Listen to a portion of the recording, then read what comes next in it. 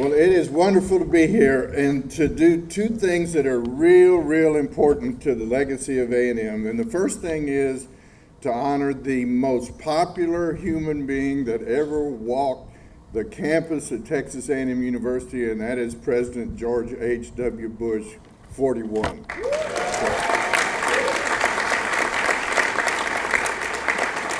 And we are so proud that Neil and Maria came here today representing the family, and we're so proud that the family is allowing us to do this. There is nobody, and everybody in this place knows it, there is nobody that's loved more than George H.W. Bush, and to be able to name this the George H.W. Bush Combat Development Complex is a true honor on our part, and we're so happy to do it. And the second reason it's important to be here today is because we have a chance to fulfill our birthright. We were literally born as a land-grant university to serve the military of the United States of America.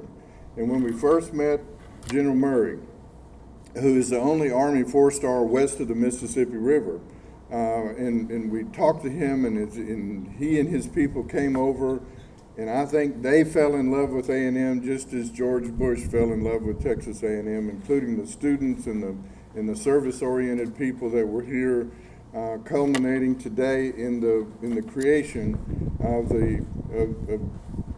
this facility and this groundbreaking here today. Where this came from, the money for the Research Integration Center came from appropriation by the Regents of Texas A&M University to do this. Now, Research Integration Center spells RIC, so we call this the RIC. Now, Perry is going to be here at the football game tonight, and I would appreciate it if you folks would say that we named this after him. We have a couple of things pending in his shop. The second thing here is the Innovation Programs, IPG, whatever that stands for.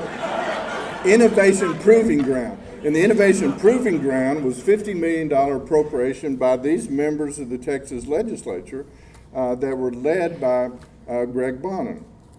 And the things that are going to happen here are going to be things that don't happen anywhere else in the country, mostly because of Kathy Banks and her folks that have been working on this.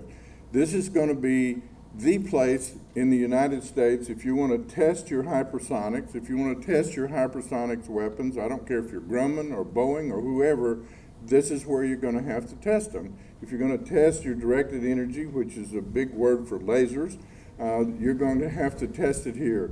The systems that are going to be here are going to be groundbreaking and game-changing for the military of the United States of America and the defense of this country, and we are so proud that General Murray and Undersecretary McPherson and the people in the Army Research Lab have chosen us as the proving ground for these particular things. So we are so grateful to them and so grateful to General Murray. Let me introduce the next speaker. The next speaker is Greg Bonin, and he's going to speak for the rest of these folks here. Greg Bonin, along with these legislators, by God, would not let the legislative session end without this $50 million appropriation. I mean, even to the point of saying, I'll kill the whole damn budget if this doesn't happen. I personally would have been offended if I wasn't on the right side of this deal. But as I've told people before, Greg and I have a lot in common. You know, Greg is a brain surgeon. He never made a B at A&M. I almost never made a B at A&M.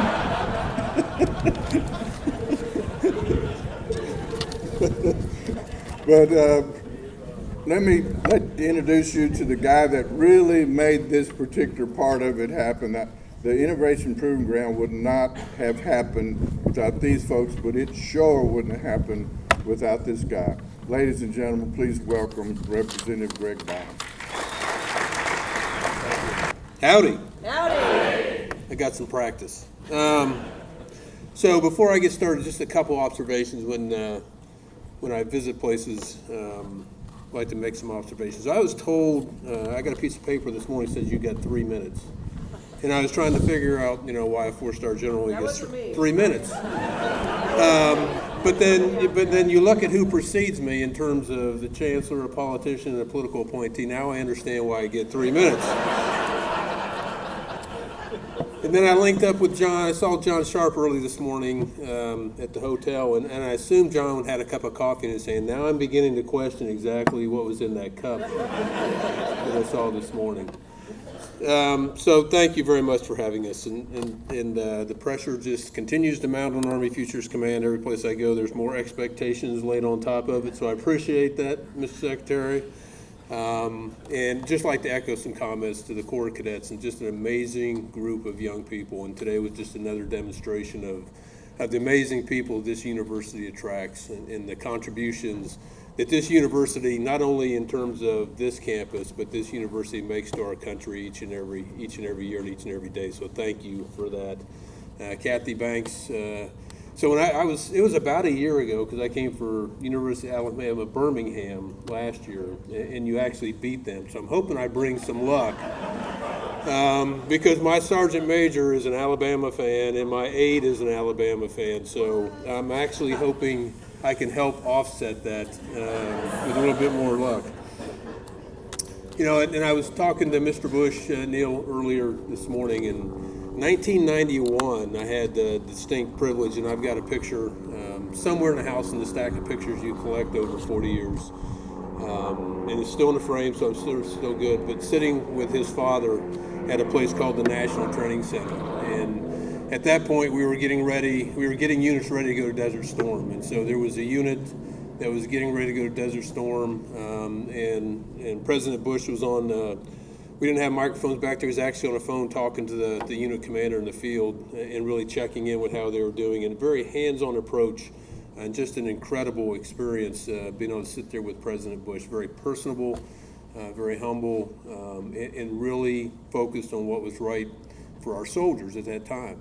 And the vehicles and the aircraft in the field were identical to those 3 vehicles. And this is 1991. And so that's really what Army Futures Command was about. And as part of Army Futures Command, we're replacing that one, we're replacing that one, and we're replacing that one. And it's all about that our future soldiers have the material that they need, not necessarily to fight and win, because actually that's not exactly what we want to do. That's actually the opposite of what we want to do, is provide them enough of that they effectively deter any potential adversary. That there is nobody in the world that is willing to take on the United States Army. But if that ever happens, that they will fight, win, and bring their soldiers home successfully. And speaking of soldiers, not mention these great young men, and for me, they're all kids. Even the battalion commander standing back there. They came down from Fort Hood, came in last night to bring this equipment down here today.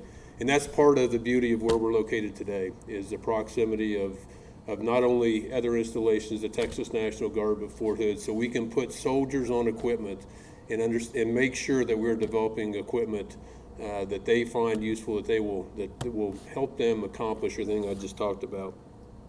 Because this is a commitment today, and it has been a commitment for the last year since, and the vision is not mine. To be honest with you, I came here and I got the hard sell from Sharp and Banks, and the vision, they had PowerPoint, they had moving animations, they showed me the helipad that was gonna be mine outside, and I think I haven't seen that on a diagram since, but they really opened us to what was possible. And as mentioned, in Army Air Corps Airfield, back when the Air Force was in the right place with the Army. And so just an appropriate place for all this. And it is a commitment. It's a commitment by the state of Texas you've heard about. It's a commitment by Texas A&M and the Texas A&M University system. And it's a commitment by the U.S. Army. And it's really all about what we believe in Army Futures Command, that America's tomorrow is worth protecting, and it's worth starting that today, right here, right now. So thank you very much for your time. Thank you very much for coming today. And like I said earlier, anybody that can beat Alabama, I'll be a fan for life. So it's a pleasure, and thank you again for everything. And we are just incredibly excited about what we're going to be able to accomplish here, working along with here on the Rellis campus, working with some great students, some great soldiers, some great faculty, and industry, as has been mentioned. So thank you, and look forward to meeting each and every one of you. Thanks.